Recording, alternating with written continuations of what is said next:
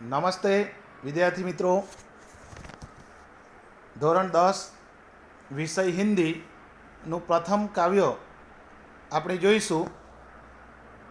प्रभुजी तुम चंदन हम पानी। उसके कवि हैं संत रैदास। तो सबसे पहले हम संत रैदास के बारे में देखेंगे। संत रैदास हिंदी साहित्य के मशहूर कवि माने जाते। उनके पदों में हमें ईश्वर के प्रति एकनिष्ठ भक्ति भाव के दर्शन हमें होते। उन्होंने अपने पदों में भगवान के प्रति अपने अटूट संबंधों की पुष्टि की है। कवि रैदास कबीर के समकालीन कवि भी माने जाते। रैदास को रविदास के नाम से भी जाना जाता है। माना जाता है कि वो संत रामानंद जी के शिष्य थे और सभी शिष्य में वो उनके प्यारे शिष्य भी माने जाते। वो काशी में रहते थे, पढ़े लिखे नहीं थे, मगर उनकी साधना उच्च कोटि की थी। पढ़े लिखे न होने के बावजूद भी भगवान के प्रति श्रद्धा, उनकी साधना से भगवान उन्हें मिले थे और उन्हें दिव्य ज्ञान दिया था। उनके पदों में अनन्य भक्ति भाव की अभिव्यक्ति हमें हुई है। संत रैदास ने भक्त और भगवान के अटूट संबंधों की पुष्टि इन पदों में गुरु ग्रंथ साहब में संग्रहित भी है।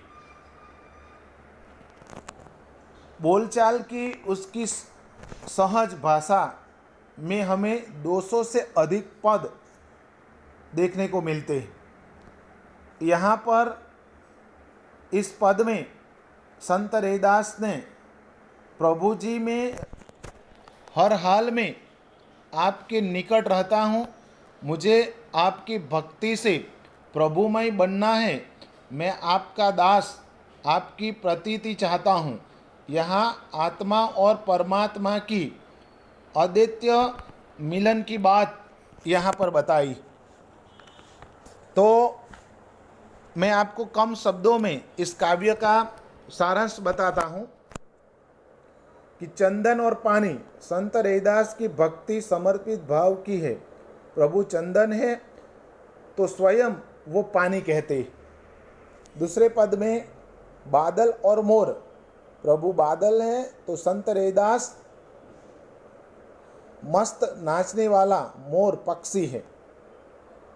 तीसरे पद में दीपक और बाती, यदि प्रभु दीपक है, दिया है, तो संत रैदास अपने आप को उसमें जलने वाली ज्योत बताते। चौथे पद में प्रभु मोती तो रैदास धागा, मोती और धागे का अटूट संबंध है। प्रभु मोती है तो रैदास अपने आप को मोती माला धागा कहते। पांचवें पद में सोना और सुहागा, सोना और सुहागे का स्थायी संबंध होता है। संत रैदास का प्रभु से इसी प्रकार का आत्मीय संबंध बताया गया है। और छठे और अंतिम पद में स्वामी और नौकर गुलाम की बात बताई है। स्वामी यानी प्रभु के सेवक, प्रभु के सेवक बनकर रहने की रैदास अपने आप को सौभाग्य मानता है।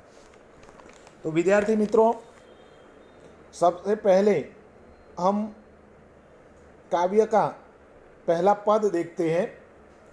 आप अपने किताब में ध्यान देना है। प्रभु जी तुम चंदन हम पानी, जाकी अंग अंग बास समानी।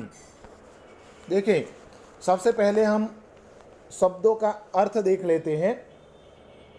प्रभु जी तुम चंदन हम पानी, देखिए प्रभु को यहाँ पर चंदन के साथ तुलना की है और भक्त को पानी के साथ। जाकी नीचे का शब्द, दूसरी लाइन का पहला शब्द है जाकी, तो उसका अर्थ है जिसकी। अंग अंग यानी कि शरीर के हर एक अंग में, हर एक भाग में बास यानी कि सुगंध समान यानी कि भर गई है, व्याप्त हो गई। तो विद्यार्थी मित्रों, यहाँ पर संत रैदास ये कहते हैं कि प्रभु जी तुम चंदन हो तो मैं पानी। संत रैदास कहते हैं कि हे प्रभु, आपके प्रति मेरा समर्पण का भाव चंदन के साथ पानी जैसा है। चंदन के साथ घिसने पर पानी में भी चंदन की सुगंध क्या हो जाती है, व्याप्त हो जाती है, मिल जाती है। हे प्रभु, आप चंदन है तो मैं पानी हूँ। आपकी सुगंध भक्तिभाव के साथ माध्यम से मेरे संपूर्ण शरीर के अंग अंग में व्याप्त हो गई। देखिए विद्यार्थी मित्रों, सबसे पहले मैं आपको बताऊंगा तो चंदन एक सुगंधित पदार्थ है। उसका अगर लेप बनाना है तो किसकी ज़रूरत होती है, पानी की। और पानी के साथ मिलकर ही इसे घिसाई करनी पड़ती है, तब वो एक लेप धारण करता है।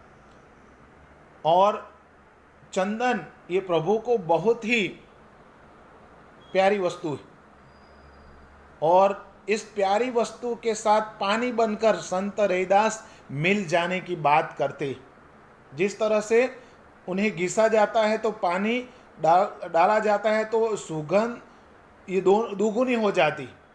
तो पानी भी चंदन के साथ घिसने पर पानी का जो रूप होता है, पानी न रहकर लेप बन जाता है। इस तरह कवि रैदास कहते हैं कि प्रभु के साथ मेरे शरीर का हर हिस्सा, हर अंग मिल गया।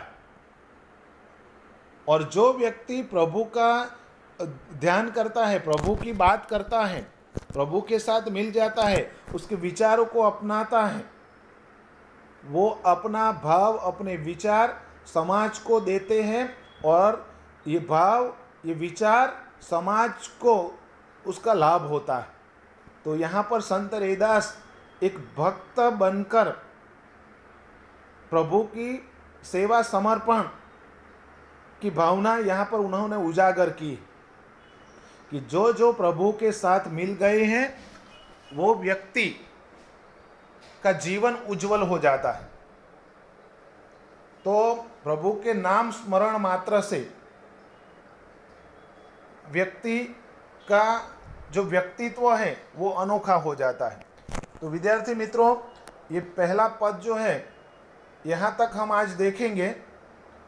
उसका जो राग है, आप जानते हैं कि बहुत ही अच्छा ये गाना है, ये कविता है। जैसे आपने सुना है कि प्रभु जी तुम चंदन हम पानी, जाकी अंग अंग बास समानी।